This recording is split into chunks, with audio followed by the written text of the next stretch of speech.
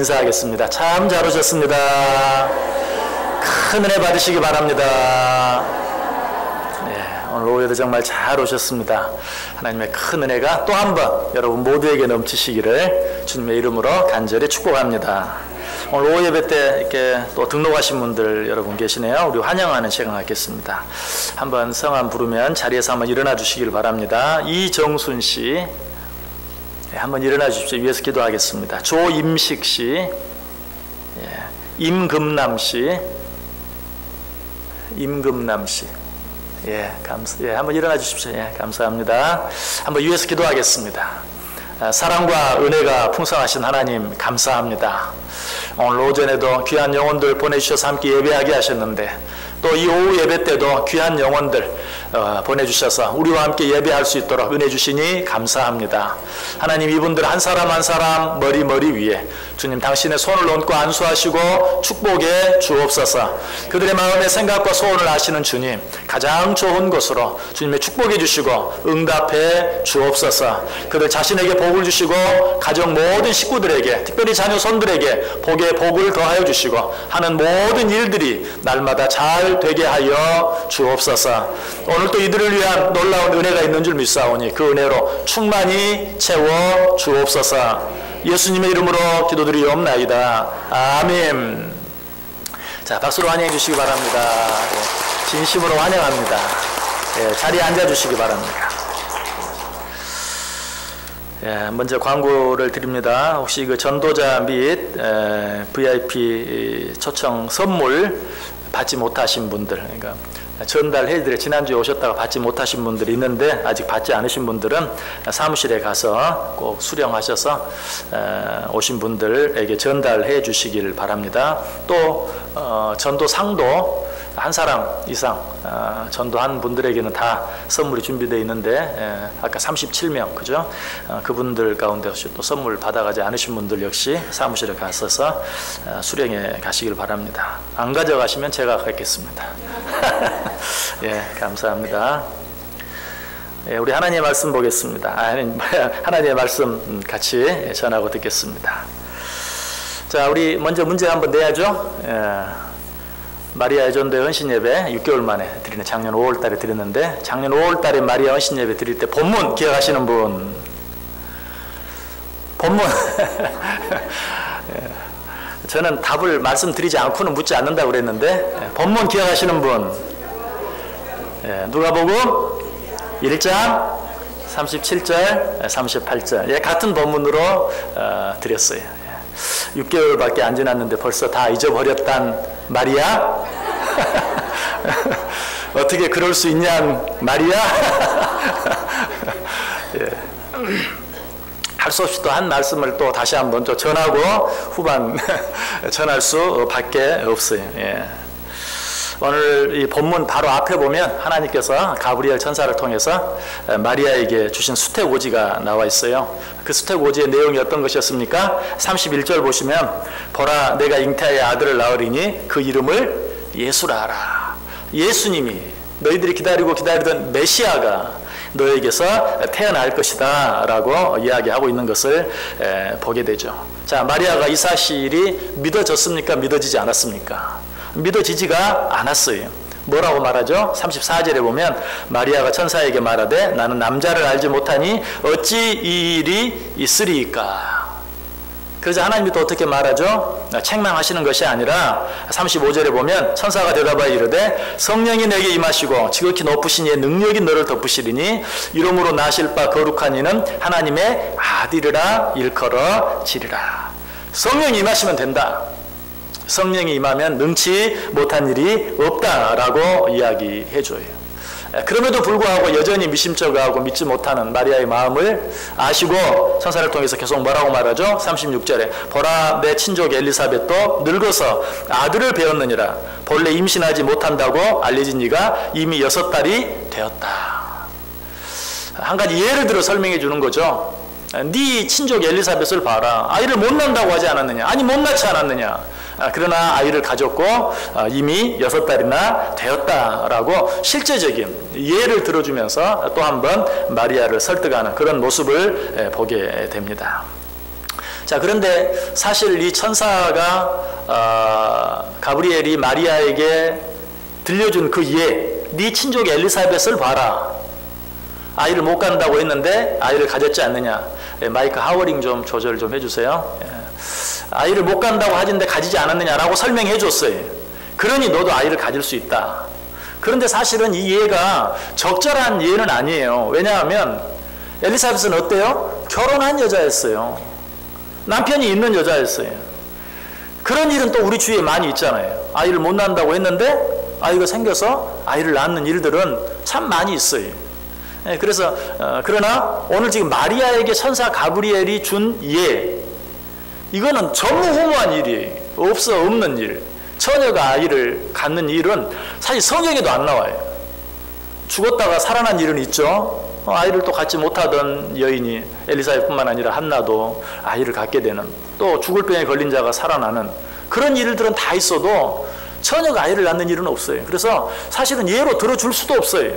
그래서 그래도 가장 좀 가능성이 있는 예를 든다고 든 것이죠. 네 친족 엘리사벳을 보아라. 아이를 못 갖는다고 했는데 가졌지 않느냐. 그래도 마리아가 참 뭐라고 할까요? 착한 순한 사람인 것 같아요. 왜? 저 같으면 당장 아니 엘리사벳은 남편 있잖아요 라고 얘기했을 텐데 마리아는 그렇게 말하지 않아요. 그래서 이 마리아에게, 그러나 여전히 마음속으로 확실히 믿지 못하는 그런 마리아의 마음을 아시고 하나님께서 한 번 더 말씀해 주시죠. 뭐라고? 35절에 천사가 대답하여 37절에 대저 하나님의 모든 말씀은 능하지 못하심이 없느니라 라고 이야기하고 있어요. 결국은 이래요. 자, 하나님이 참 자상하세요. 우리 하나님은 참 사랑이 많아요. 그래서 네가 아들을 낳을 것이다. 그 아들이 메시아이다. 그러므로 그 이름을 예수라 하라. 그런데도 믿지 못하는 마리아에게 성령이 임하면 불가능한 일이 없다. 다 가능하다라고 설명해주고, 그리고 나서 네 친족 엘리사벳을 봐라. 아이를 못 낳는다고 했는데 아이를 갖지 않았느냐 라고 설명하고, 그것도 모자라서 대저 하나님의 모든 말씀은 능하지 못하심이 없느니라. 우리 하나님은 참 이렇게 오래 참으실 줄 알고 기다려 주실 줄 알고 참 자상하신 하나님이, 여러분 그 하나님으로 말미암아 우리가 여기 이 자리에 있는 줄 믿습니다. 하나님은 정말 쉽게 노하지 않아요. 참 노하기를 더디하시는 분이. 그러나 여러분, 우리가 어떤 일들에 대해서 우리가 무슨 설명을 할 때, 목사도 마찬가지, 여러분들에게 어떤 설명을 나름대로 할 수는 있어요. 여러분 이 말씀은 이렇고 저 말씀은 저렇습니다. 여러분 이렇게 한번 생각해 보십시오. 저렇게 한번 생각해 보십시오. 이런 일도 있고 저런 일도 있지 않습니까? 설명하지만 여러분 하나님의 말씀은 절대로 다 설명할 수 없어요. 다 이해시킬 수 없어요. 마지막 할 수 있는 말은 오직 37절에 있는 말씀, 대저 하나님의 모든 말씀은 능하지 못하심이 없습니다. 믿으십니까? 여러분 이 말씀 앞에 아멘 할 수 있어야 되는 거예요. 뭐 설명을 잘해줘서 이해가 되니까 그렇구나, 이것도 좋아요. 그러나 오늘 천사 가브리엘도 설명하기를 포기하고 마지막 뭐예요? 하나님의 말씀은 능하지 못하심이 없다. 하나님의 말씀은 다 된다. 하나님의 말씀은 다 이루어진다 라는 것으로 결론을 내리고 있는 것을 보게 돼요. 여러분 그러므로 우리에게 필요한 신앙의 자세는 뭡니까? 결국은 아멘이에요. 아멘. 그래서 제가 지난번에 5월달에 말씀을 드릴 때 아멘에 대해서 많이 말씀드렸어요. 아멘 할 수 있는 신앙, 정말 이러한 믿음을 가질 수 있어야 된다. 그런데 아멘의 신앙에도 두 가지가 있어요. 첫 번째, 오늘같이 이렇게 예배를 드리면서 여러분들에게 말씀했을 때 아멘 하는 그런 아멘의 신앙. 그런데 거기에서 그치면 안 돼요. 한 걸음 더 나아가서 개인적으로 여러분이 말씀을 읽고 있는데 하나님께서 여러분에게 어떤 깨달음을 주십니까? 여러분에게 어떤 마음의 도전을 주십니까? 마음에 어떤 부담감을 주십니까? 그때도 어때요? 아멘 할 수 있어야 돼요. 예배를 드릴 때, 설교를 할 때는 그래도 아멘을 잘해요. 그러나 개인적으로는 참 아멘을 잘하지 못하는 그런, 여러분 개인적으로는 아멘을 잘하지 못하고 대중적으로 이렇게 회중적으로 우리가 함께 모여있을 때만 아멘을 잘하고 개인적으로 아멘을 잘하지 못하면 은혜도 회중적인 은혜, 대중적인 은혜, 이런 은혜는 받는데 하나님과 나 사이의 개인적인 은혜는 잘 받지 못하게 돼요. 대중적인 은혜가 뭐고 개인적인 은혜가 뭔가 이것도 정확하게 설명할 수는 없어요. 그러나 정말 내 마음속에 내 심령이 뜨거워지고 나만이 느낄 수 있는 그런 깊은 어떤 은혜, 기쁨 이런 것들은 하나님과 나 사이에 개인적으로 아멘 할 수 있을 때 비로소 그런 은혜들을 체험할 수 있게 돼요. 목사로서 또 느끼는 것 한 가지는 설교할 때는 여러분들이 나름대로 또 아멘 잘하는데 개인적으로 여러분 가정을 방문하거나 상담을 하거나 신방을 할 때 여러분에게 하나님이 어떤 깨달음을 나에게 주셔서 정말 이분은 이렇게 하면 참 하나님이 큰 은혜를 주실 것 같다. 이 부분을 좀 순종하면, 이 부분을 좀 더 헌신하면 이분은 정말 하나님께 주신 은혜들을 더 많이 체험할 수 있겠다 하는 그런 마음의 확신이 있어서 고면하면 개인적으로는 아멘을 잘 안 해. 어려운가 봐요. 전체에 있을 때는 아멘 그러고 나서 뭐 말면 그만이잖아. 근데 개인적으로 아멘 하면 책임을 져야 돼서 그러는지 아멘을 잘하지 못할 때가 참 많아요. 여러분 개인적으로 하나님 말씀 앞에서 하나님과 나 사이에 1대1로 주시는 말씀 앞에서 아멘 할 수 있어야 돼요. 또 여러분 이렇게 예배 시간에 설교 중에 아멘 할 때도 단순히 그저 설교 중에 우리 다 함께 하는 아멘이 아니라 나 혼자 개인적으로 하나님 앞에서 하는 아멘. 무슨 말이 그 아멘에 대해서 정말 책임지기 위해서 애쓰고 노력하는 그런 삶을 살 때 하나님께서 특별한 은혜를 주신다는 것이 오늘 마리아가 하나님의 모든 말씀은 능하지 못하심이 없느니라 라고 했을 때 마리아가 뭐라고 말합니까? 말씀대로 이루어지이다. 이 말을 짧게 줄이면 뭐라고요? 아멘. 처음에는 아멘 할 수 없어요. 나는 사내를 알지 못하는데 어떻게 그런 일이 있겠습니까? 라고 이해를 못했어요. 근데 하나님이 설명해 줍니다. 설명을 했는데도 이해가 안 돼요. 믿어지지가 않아요. 마지막으로 말합니다. 하나님의 말씀은 능하지 못하심이 없느니라. 그때 마리아가 아멘 말씀대로 내게 이루어지이다. 그랬을 때 어떤 일이 일어났어요? 천사가 떠나갔다 라고 이야기했어요. 좀 세상적인 표현으로 하면 이런 말이 이제 하산해라 하는 그런 말이 내가 네 믿음을 보니 정말 기쁘게 받을 만하다 하는 그런 말이 정말 네가 아직도 머리로는 이해가 안 되는 줄 안다. 그리고 네가 그 말씀에 순종한다는 것이 목숨을 건 일이라는 것도 안다. 그렇죠? 처녀가 아이를 낳는 것 그 자체도 믿어지지 않지만 그런 일이 정말 자기에게 일어나면 어때? 맞아 죽게 돼요. 맞아 죽게 돼요. 당시 처녀가 아이를 낳았다는 것은 가늠했다는 얘기 아니에요? 그러면 어때? 가늠한 여인은 돌로 쳐서 죽이게 돼 있어요. 그 말씀을 믿고 안 믿는 것도 중요하지만 그 말씀이 이 말씀대로 이루어지고 안 이루어지는 것도 중요하지만 정작 이루어지면 어때요? 자기 자신이 위험에 처해요. 생명이 위험에 느껴요. 죽게 돼요. 그럼에도 불구하고 믿어지지 않는 일임에도 불구하고 그 일이 정말 이루어진다 할지라도 자기 생명이 위험에 처하게 되는 일임에도 불구하고 말씀대로 내게 이루어지이다 라고 했을 때 천사가 떠나갔다. 무슨 말? 이제 됐다. 이제 됐다. 하나님이 너에게 은혜를 주실 것이다. 하나님께서 너로 말미암아 계획하신 대로 구주의 어머니가 되게 할 것이다 라고 천사가 떠나가는 그러한 모습을 보게 되는 것이 여러분 우리가 신앙생활을 하면서 말씀 앞에서 어떻게 신앙생활해야 할 것인가 우리가 아멘 하지 못하는 이유가 무엇이 그것이 믿어지지 않기 때문도 있지만 사실은 그 말씀대로 되면 내가 당할 고통이 너무 클 것 같고 내가 너무 힘들 것 같고 내가 치러야 될 손해가 너무 클 것 같을 때 우리는 아멘을 못하는 경우가 참 많이 있어요. 그러나 그런 경우에 할 수 있는 아멘이 정말 생각할 수 없는 우리로서는 생각할 수 없는 일 앞에서 아멘하고 순종하고 헌신할 때 우리로서는 도무지 생각할 수 없는 은혜와 축복을 받게 되는 줄 믿으시기 바랍니다. 정말 그래요. 아멘 할 만한 일에 아멘하면 그냥 받을 만한 은혜 받는 것으로 끝나는 거예요.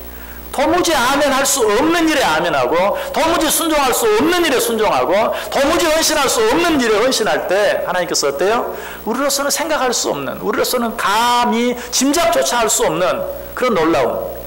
여러분 마리아가 받았던 축복이 그거 아니에요? 구주의 어머니가 되는 그 축복이 너무 크니까 가톨릭에서는 어때요? 그냥 마리아를 신처럼 섬기려고 해. 참 너무 잘못된 일이에요.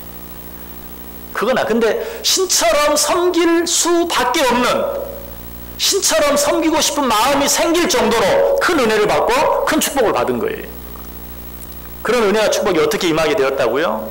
성경에도 유례가 없는, 인류 역사상 유례가 없는 그런 일 앞에서 아멘 했기 때문에 그런 놀라운 은혜, 그런 놀라운 축복이 주어졌다. 오늘 우리 마리아 애전도 회원들에게 이런 믿음이 있길 원합니다. 아멘 할 수 없는 일에 아멘, 도무지 순종할 수 없는 일까지도 순종, 도무지 헌신할 수 없는 일까지도 헌신할 때 상상할 수 없는 은혜와 축복이 임하는 복이 꼭 있게 되길 원해요. 자, 그런데 말은 이렇게 했지만 그렇게 하는 게 참 쉽지 않잖아요. 그렇게 하는 게 참 쉽지 않아요. 말씀대로 내게 이루어지이다. 말은 쉬워요. 아니, 아멘은 더 쉬워. 투자밖에 안 되잖아.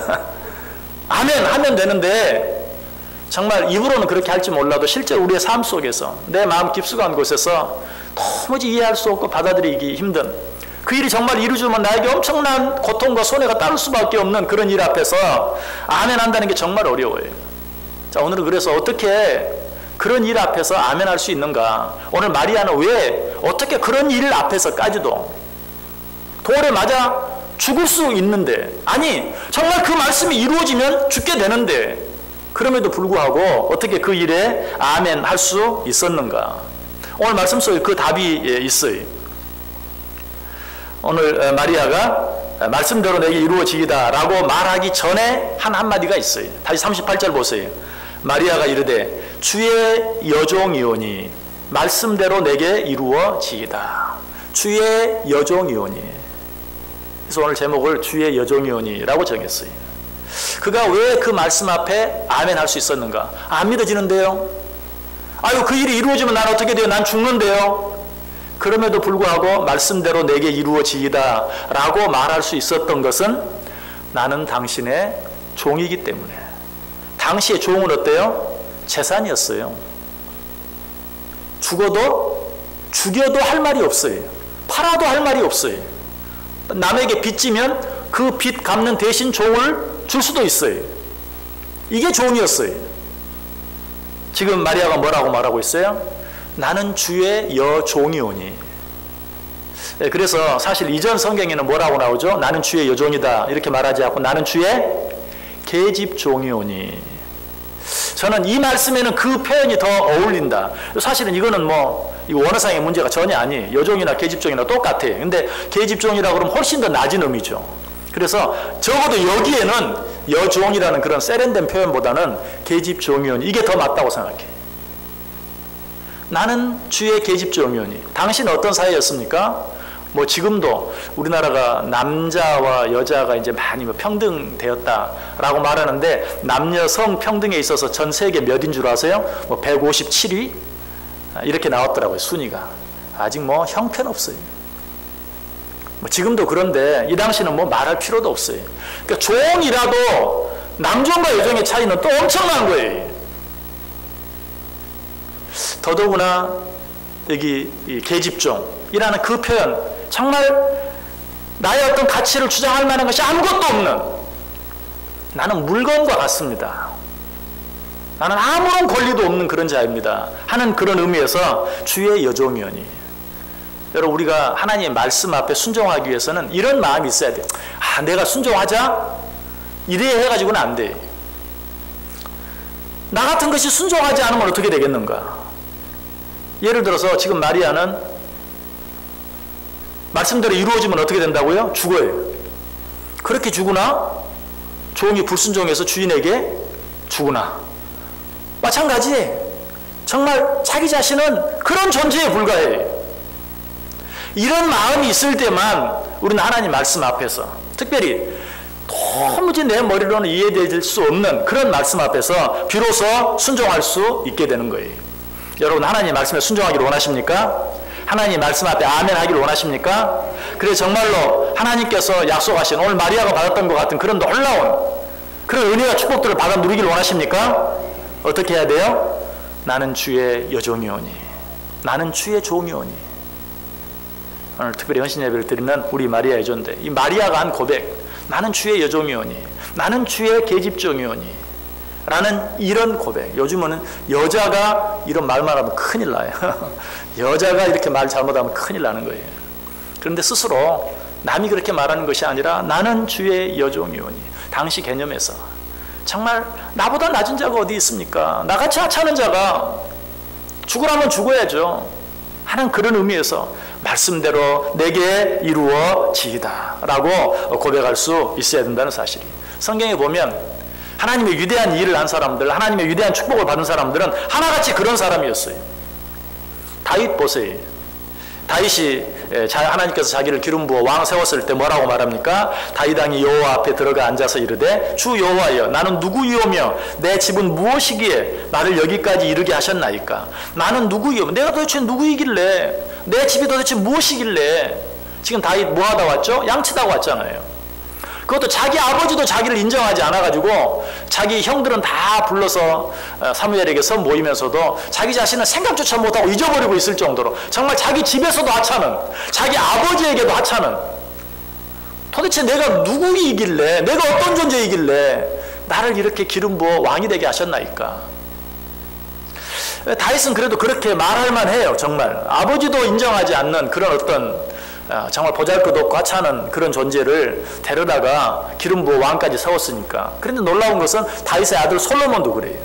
자, 솔로몬은 누구의 뒤를 이어서? 아버지 다윗의 뒤를 이어서, 아버지 다윗 왕의 뒤를 이어서 솔로몬이 됐어요. 그러니까 솔로몬이 왕이 된 것은 어때? 당연한 거예요. 다윗 왕은 좀 아니 어떻게 내가 라고 말할 수 있지만 솔로몬은 아버지가 왕이었고 당연히 내가 왕이 되는 거 당연히. 그러나 솔로몬도 자기가 왕이 되었을 때 뭐라고 말합니까? 열왕기상 3장 7절에서 나의 하나님 여호와여 주께서 종으로 종의 아버지 다윗을 대신하여 왕이 되게 하셨사오니 종은 작은 아이라 출입할 줄을 알지 못하나이다. 당시 풍습상 아버지의 뒤를 이어 아들이 왕이 되는 건 당연한 것인데도 아버지께서, 하나님께서 나를 아버지의 뒤를 이어 왕이 되게 하셨습니다. 그러나 나는 너무 부족합니다. 작은 아이와 같습니다. 출입할 줄을 알지 못합니다. 이 출입할 줄을 알지 못한다는 말을 가장 적나라하게 표현하면 나는 똥오줌도 제대로 못 가립니다 하는 그런 말이. 어린아이가 나갔다 들어갔다 할 줄은 모르죠. 가다가 문턱에 걸려 넘어지고 들어오다 걸턱에 넘어지고. 나는 그런 아직 똥오줌도 가리지 못하는 그런 부족한 자인데 나 같은 자를 세워 왕을 세우시니 감사합니다. 하나님이 이런 다윗, 이런 살로몬을 얼마나 크게, 얼마나 아름답게 사용하셨습니까? 솔로몬이 받은 축복은 어때요? 이 세상에 그 어떤 사람이 받은 축복보다도 더 큰 축복을 받았어요. 왜? 그가 그렇게 겸손했기 때문에. 바울도 마찬가지. 바울이 한 유명한 고백, 맨 나중에 만삭되지 못하여 난 자 같은 내게도 보이셨느니라. 만삭되지 못했다. 팔싹둥이 같은 나에게도 하나님이 이런 은혜를 주셨다. 또 죄인 중에 내가 괴수다. 나는 그냥 죄인이 아니고 죄인 중에 아주 수괴, 괴수다. 이런 바울을 하나님이 얼마나 큰 능력으로 함께 하셨고 얼마나 크게 사용하셨습니까? 하나님이 이처럼 겸손한 자와 함께 하세요. 여러분, 우리가 언제 하나님의 말씀 앞에 아멘 할 수 있는가? 겸손할 때만 할 수 있어요.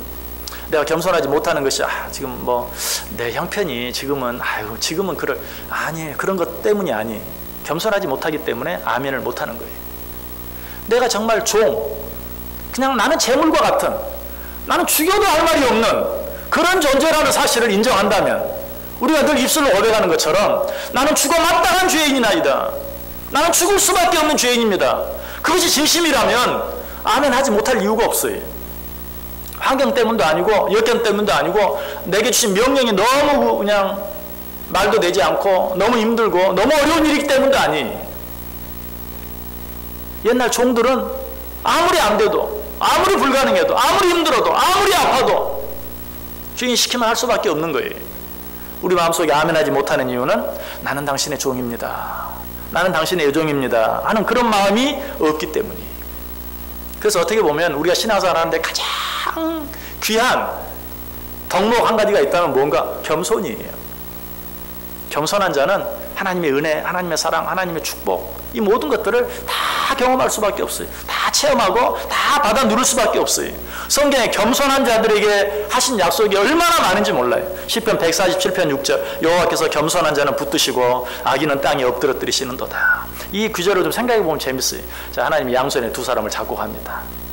그런데 겸손한 자는 어떻게 한다고요? 꽉 붙들어 주세요. 돌멩이가 있든 무릉덩이가 있든 지켜주세요. 근데 겸손하지 못한 자, 교만한 자는 어떻게 한다고요? 땅에 엎드러뜨리신다. 한번 그 모습을 한번 머릿속에 그려보세요. 겸손한 자는 붙드시고 교만한 자는 땅에 엎드러뜨리신다. 우리 하나님이 그렇게 하시겠다고 약속하셨어요. 또 잠언 3장 34절에 진실로 그는 거만한 자를 비웃으시며 겸손한 자에게 은혜를 베푸신다. 은혜를 베푸겠다는 말을 참 많이 해요. 야고보서 4장 6절에도 그러나 더욱 큰 은혜를 주시나니 그러므로 일렀을 때 하나님이 교만한 자를 물리치시고 겸손한 자에게 은혜를 주신다 했느니라. 베드로전서 5장 5절도 하나님이 교만한 자를 대적하시되 겸손한 자들에게는 은혜를 주시느니라. 은혜 받기 원하십니까? 겸손하십시오. 물은 어디서 어디로 흘러요? 높은 데서 낮은 데로 흘러요. 고개 빳빳이 들고 있으면 절대로 은혜 받을 수 없어요. 여러분, 좀 키가 좀 작으신 분들, 키가 큰 사람을 좀 우러러 보면 좀 어때? 기분이 별로죠. 네, 그렇죠. 여러분, 하나님께서도 자기 자신을 자기 앞에 낮추면요 저절로 주고 싶은 마음이 생겨요. 부어주실 수밖에 없어요. 은혜는 높은 곳에서 낮은 곳으로, 우리가 우리 자신을 한없이 낮출 때 하나님께서 그런 자들에게 은혜를 주세요. 그래서 겸손한 자들에게 은혜를 주신다는 말을 여러 번 하는 것이, 특별히 시편 149편 4절에 보면 여호와께서는 자기 백성을 기뻐하시며 겸손한 자를 구원으로 아름답게 하심이로다. 여러분, 겸손한 자는 구원받고 겸손하지 못한 자는 구원받지 못한다. 좀 이상한데, 은혜로 구원받는다고 했는데 아까 뭐라고 그랬어요? 겸손한 자에게 은혜가 임한다고 그랬어요. 겸손은 뭐예요? 나는 죄인입니다. 이거 인정하는 자가 겸손한 자예요. 그냥 죄인이 아니고 죽을 수밖에 없는 죄인입니다. 아니 죽어 마땅한, 아니 죽어야 하는 겸손한 것이, 그런 자가 어때요? 예수 그리스도를 믿을 수밖에 없죠. 내 죄를 위해 죽어주신 예수님, 나를 위해 이 땅에 오신 예수님, 그 예수님 믿을 수밖에 없어요. 그런 자에게 뭐예요? 구원의 은혜가 주어진다라고 이야기하고 있어요. 무엇보다도 겸손한 자에게 기쁨을 주시겠다고 말해요. 이사야 29장 19절에 겸손한 자가 여호와를 인하여 기쁨이 더하겠고 사람 중 빈핍한 자가 이스라엘의 거룩하신 자를 인하여 즐거워하리니. 여러분, 우리는 이미 구원을 받았습니다. 우리에게 뭐가 필요합니까? 기쁨으로 신앙생활하는 일이 필요해요. 여러분, 기쁘게 살기를 원하십니까? 겸손해야 돼요. 겸손하면요 마음 상할 일이 별로 없어요. 여러분, 죄송하지만 마음 상하는 이유는 뭐예요? 네가 뭔데? 그렇죠? 네가 뭔데 나한테? 그런 마음 때문에 마음 상하는 거 아닙니까? 그런데 내가 정말 나는 주의 여종이오니, 나는 당신이 죽여도 할 말이 없는 그런 자이오니 라고 말하면 마음 상할 이유도 없어요. 마음 상할 이유도 없어요. 그냥 넘어가는 거예요. 옛날 종들이 마음 상하면 종살이 어떻게 합니까? 참 옛날에 보면 그 집에, 농사 짓는 집에 다 종들이 있었잖아요. 그러면 어때요? 그 집에 조그만 애들이, 이 종은 다 큰 어른인데도 뭐 그냥 뭐 말 함부로 하고 심심하면 발로 차기도 하고 뭐 이렇게 다 그랬잖아요. 그 농사 짓는 종들 다 그랬어요. 그래도 그 마음속에 어때? 난 종인데 뭐, 난 종이고 넌 주인의 아들이고, 조그만 꼬맹이라도 다 그냥 당연히 받아들이는 거예요. 그거 못 받아들이면 있을 수 없어요. 여러분, 마음이 왜 상했습니까? 여러분, 마음이 왜 상했어요? 그 사람이 나 상하게 했으니까? 아니, 내가 그만큼 겸손하지 못했어요. 내가 아직도 교만해. 네가 뭔데 나한테 하는 마음이 아직도 내 속에 있어요. 더 겸손해질 수만 있다면, 더 낮출 수만 있다면 어때요? 우리는 항상 어떤 일들 속에서든지 기쁘게 감사하며 즐거워하며 살아갈 수 있다. 그래서 성경이 말해요. 겸손한 자에게 기쁨과 즐거움을 허락해 주겠다라고 말하고 있어요. 무엇보다 하나님께서 겸손한 자에게 영예를 주시겠다. 그냥 이렇게 단순히 그렇게 아이고 뭐 나 같은 것이 하면서 그냥 참고 사는 그런 정도가 아니라 하나님께서 그런 자를 보다 적극적으로 어때요? 영예를 주시겠다. 또 높여주시겠다. 잠언 29장 23절에 보면 사람이 교만하면 낮아지게 되겠고 마음이 겸손하면 영예를 얻으리라. 베드로전서 5장 6절에 그러므로 하나님의 능하신 손 아래서 겸손하라. 때가 되면 너희를 높이시리라. 여러분, 뭐 지금 말씀 들으면서도 설교 시간이니까 표시는 못했지만 나는 그렇게는 못해요. 그런 분들 많이 있었죠? 난 그렇게는 못 참고 살아요. 난 그렇게 참고는 못 살아요. 그런 분들 틀림없이 있었을 거예요. 여러분, 하나님께서 우리에게 말합니다. 그냥 그렇게 참고만 살아라고 말하지 않고 때가 되면 높여줄게. 때가 되면 내가 영예를 주겠다. 한 가지 이야기만 드리고 말씀 마칠게요. 전북 김제에 대지주 조덕삼 씨라는 분이 있었어요. 이거 며칠 전 국민일보에 나왔던 이야기인데요. 이 조덕삼 씨라는 사람이, 이 사람 부자였는데 부모를 일찍 여의고 떠돌이 생활을 하던 이자익이라는 사람을 만나서 너무 불쌍해서 자기 집 머슴으로 또 말 끄는 마부로 이렇게 집에 들였어요. 그런데 이 조덕삼, 이 이자익이라는 머슴으로 온 사람이 이 조덕삼 씨의 아이들이 공부하는 것을 보고 어깨너머로 한글도 배우고 한문도 공부하고 하는 모습을 보고 참 기특하게 여겼어요. 그래서 자기 조덕삼 씨가 자기 아들들하고 똑같은 교육을 다 시켰어요. 그러던 중에 미국 남장로 교회 선교사였던 최의덕 선교사를 이 조덕삼 씨, 대지주 조덕삼 씨와 머슴이었던 이자익 씨가 같이 만납니다. 만나서 예수를 믿게 돼요. 함께 예수를 믿게 되는 거예요. 그리고 같이 세례를 받아요. 근데 이 조덕삼 씨는 돈이 많은 사람이었으니까 그 동네에 금산교회, 그 금산교회, 지금도 그 교회 모형이 있어요. 기역자로 된. 여러분 옛날 교회가 왜 기역자로 됐는지 아시죠? 여기가 강대상이면 기역자로, 이쪽은 남자, 이쪽은 여자. 그래서 남자 여자가 한 자리에 앉지 못하게. 강대상은 여기 있는데 교회는 기역자로 돼 있어요. 우리 총신대학교에도 가면 그 기역자로 된 소래교회 모형이 있어요. 옛날에는 그렇게 교회를 지었는데 이 조덕삼 씨가 기역자 교회를 지어서 교회를 잘 섬겼습니다. 이 교회를 설립하고 난 다음에 5년 뒤에 교회에 이제 장로를 세우는 일이 있었어요. 그런데 그 모심이었던 이자익 씨는 장로가 됐는데 이 지주였던 조덕삼 씨는 장로가 못 됐어요. 어떻게 했을까요? 이 조덕삼 씨가 그래도 이 이자익, 자기보다 먼저 장로가 된 그 사람을 장로로서 잘 섬겼어요. 그러다가 그것으로만 끝나지 않고 정말 이자익 씨가 너무나 신실하게 신앙생활 잘하는 모습을 보고 또 돈을 대서 평양신학교에 보냅니다. 신학 공부를 다 마치게 하고 그리고 목사 안수를 받게 해요. 그리고 나서는 어떻게 하는가? 이 조덕삼 씨가 그때는 이제 장로가 되었는데 장로가 된 다음에 이 이자익 목사 안수 받은 이자익 목사님을 자기 교회 담임 목사로 청빙을 해요. 그래서 그 교회 목사님으로, 금산교회 목사님으로 청빙을 해서 또 담임 목사님으로 잘 섬깁니다. 복을 받았겠어요? 받지 않았겠어요? 조덕씨, 그 당시도 물질적으로 복을 받았지만 예수 믿고 구원받고 바로 이분이 조세영, 대도 조세영이 아니고 국회의원 조세영, 조세영 국회의원의 할아버지, 조덕삼 이 장로님이에요. 그리고 이자익 이 목사님은 그 당시 우리 지금 우리 교단 총회장을 3번이나 했어요. 이자익 총회장. 그래서 이번에 종교개혁 500주년 큰 행사를 하면서 이제 그분을 기리는 의미에서 신문에 제가 나온 걸 봤는데 참 이 조덕삼, 이자익 목사님 그분도 정말 귀하지만 그 조덕삼 장로님 얼마나 귀해. 자기 모습이 자기보다 먼저 장로가 됐는데도 장로로 잘 섬기고 그런 분을 신학교에 보내가지고 목사 안수를 받게 해가지고 자기 교회 담임 목사님으로 청빙해서 또 잘 섬기고 여러분 하나님 입장에서 축복을 해주고 싶겠어요? 안 해주고 싶겠어요? 참 없어서 그렇지 그냥 줄 수만 있다면 그런 사람 복을 안 주고 어떻게 복을 안 줄 수가 있겠어요? 나를 한없이 낮춰보세요.